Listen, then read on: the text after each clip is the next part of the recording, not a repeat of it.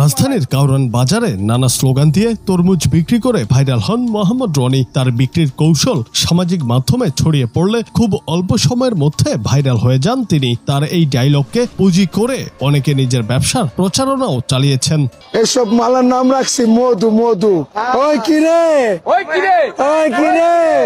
শুরুতে তার কাছে এই বিষয়গুলো ভালো লাগলেও পরবর্তীতে তার এই ভাইরাল হওয়াটাই যেন কাল হয়ে দাঁড়ায়। রনি জানায়, ভাইরাল হওয়ার পর এখন তিনি লুকিয়ে থাকছেন। কেন লুকিয়ে বেড়াচ্ছেন তিনি? Roni viral, Roni viral. মূলত তাকে দোকানে দেখলেই ইউটিউবাররা ভিড় করেন, ভিডিও করতে চান।